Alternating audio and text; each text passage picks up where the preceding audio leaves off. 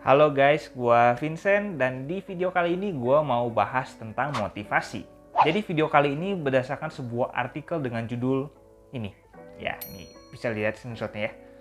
Intinya kenapa motivasi itu cuma omong kosong doang dan apa yang harus dilakukan supaya tujuan kita tuh benar-benar tercapai. Ada nggak nih di antara kalian yang habis dapat uang, entah habis gajian atau dapat untung dari bisnis sebagai dividen atau investasi, dapat untung gitu, tapi duitnya habis atau tinggal sisa sedikit pas akhir bulan? Kalau ada, tos dulu deh, kita tos dulu, high five dulu, karena gue juga pernah ngalamin hal kayak gini. Bedanya gue belajarnya tuh dulu pas belum nyari uang, jadi dampaknya tuh nggak separah itu. Ya gue dapat uang mungkin dari orang tua atau dari kerja sampingan gitu, jadi belum nyari uang yang levelnya kayak sekarang lah, beda. Tapi tetap aja, kalau nggak nyadar akibatnya bisa fatal. Namanya masih kecil, belum nyari uang sendiri, dan ya masih di level-level yang aman pada saat itu. Jadi masih bergantung sama orang tua, sama sumber penghasilannya belum kayak sekarang lah intinya. Kalau hal kayak gitu terus berlanjut sampai sekarang, gua nggak akan punya apa-apa. Sebesar apapun income gua, karena expense-nya nggak terkendali, ya akhirnya habis juga. Cuman mungkin gue mendapatkan kesenangan karena menghabiskan uang. Tapi itu juga kesenangan sementara lah. Karena kan ujung-ujungnya habis ya. Kita dapetin apa yang kita inginkan, tapi uangnya udah gitu entah kemana. Ada yang dikorbanin, ada harga yang harus dibayar gitu. Nah, itulah pentingnya ngatur uang. Cuman kalau pas terima uang, kita nggak tergerak dan malas buat ngaturnya. Ya sama aja bohong nggak sih? Percuma kan? Dan ini yang terjadi sama kita, termasuk gua, yang akhirnya menunda dan nggak melakukan apa-apa, atau malah duitnya cuma dipakai buat spending.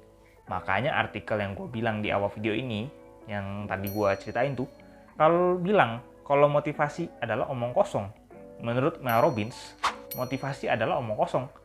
Kita pasti punya alasan-alasan yang mendahului keputusan yang tidak terlalu baik.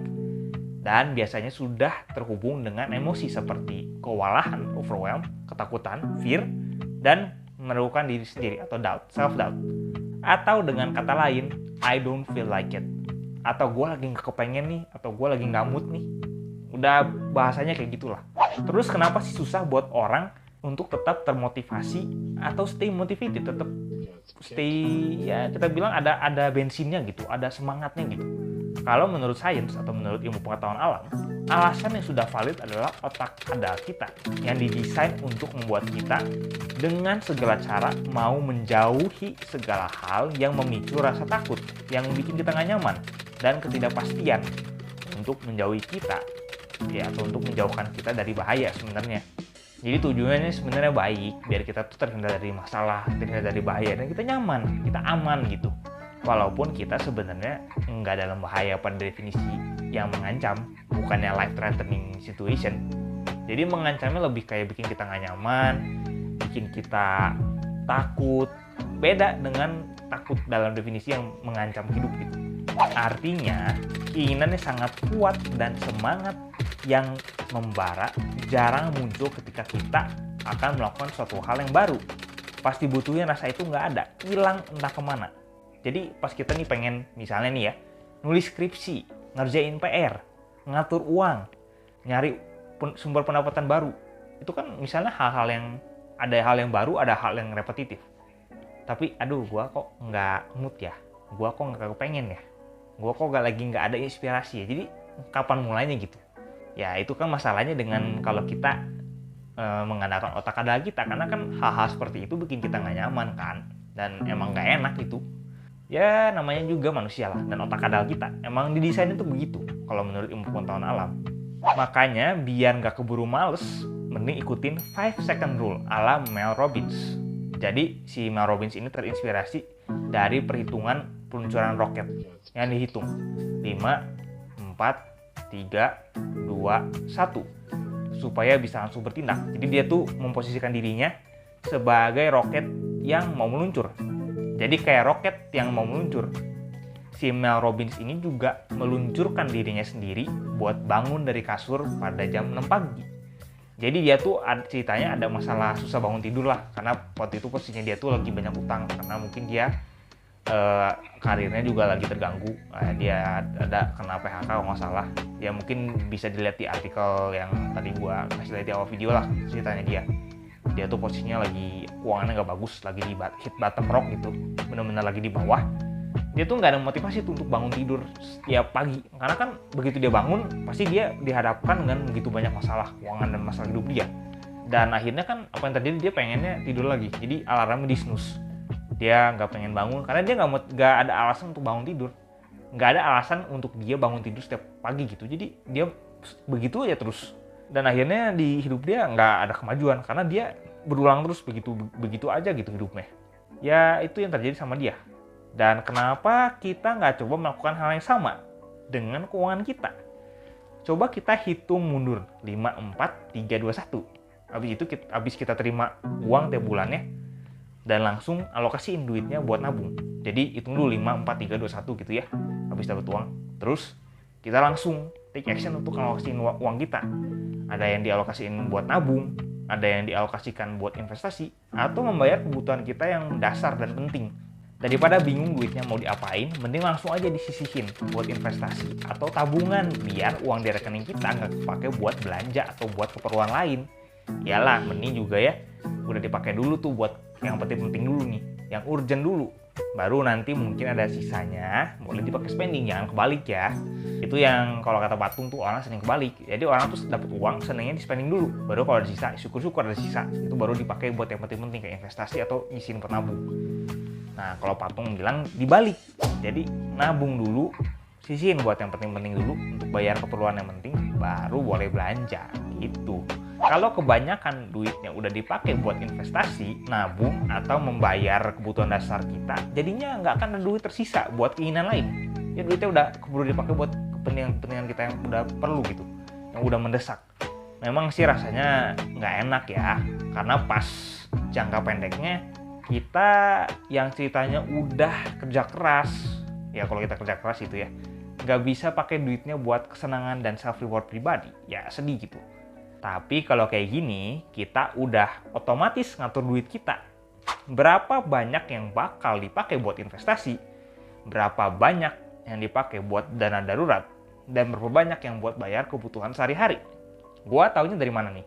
Dari praktek langsung. Memang gue nggak pakai 5 second rule 5, 4, 3, 2, 1 terus take action, tapi gue punya tanggal, ya punya jadwalnya, ada jadwal otomatis. Pas terima uang bakal langsung diinvestasiin ke aset tertentu, dan juga ada yang bakal dipakai buat kebutuhan sehari-hari. Jadi udah dipisah duitnya, nggak nyampur gitu saudara-saudara. Habis terima uang langsung ditransfer ke rekening buat investasi, biar uangnya tuh nggak dipakai buat kebutuhan lain yang tiba-tiba muncul karena keinginan gua gitu. Karena gua nggak punya whim tiba-tiba pengen beli ini, pengen beli itu, karena udah diatur uangnya.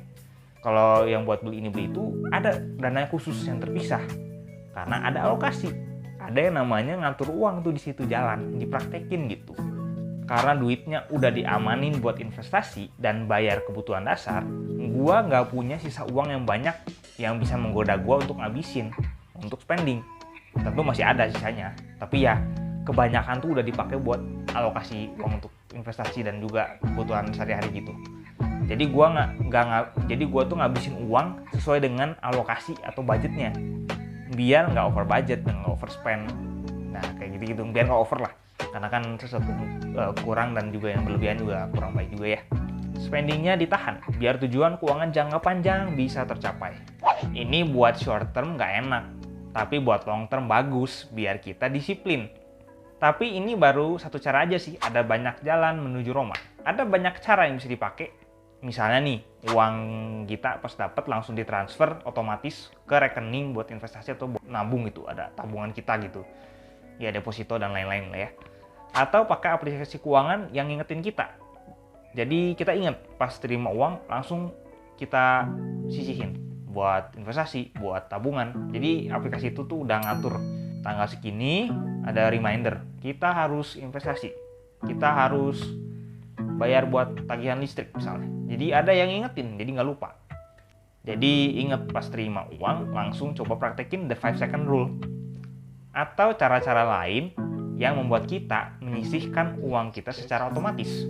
Dan ini juga ya membantu keuangan kita lah, biar keuangan kita tuh lebih baik lagi. Dan kita nggak lupa juga, jadi ya nggak ada alasan lagi lah untuk nggak praktek. Kalau dibuat otomatis kayak nyetir kendaraan, kayak nyetir mobil, nyetir motor gitu ya, atau bangun tidur gitu, bangun setiap hari gitu kan, kita bakal terbiasa buat nyisihin uang tanpa banyak kesulitan, godaan, halangan atau resistance, atau perlawanan, dan mental block. Nggak pakai banyak mikir, udah otomatis karena di alam bawah sadar kita. Ingat, ini perlu waktu buat bener-bener berjalan. Jadi menurut gua, mending mulai dari sekarang. Atau buat yang masih muda, mulai semudah mungkin. Mulai secepat mungkin, sedini mungkin gitu. Jangan tunggu kaya baru ngatur uang. Takutnya di level awal dengan uang sedikit aja masih belum bisa ngatur uang. Nantinya dengan uang yang lebih besar lagi, bakal lebih berantakan lagi, lebih susah. Ngaturnya bakal lebih repot lagi. Karena banyak faktor. Ya gitulah kalau udah namanya keuangan dan ngomongin orang yang punya uang. Jadi panjang ceritanya. Oke guys, sekian video dari gua. Selamat mempraktekkan cara-cara tadi udah gue ceritain. Kalau emang relevan buat situasi kalian. Thank you for watching. Kita ketemu lagi di video selanjutnya.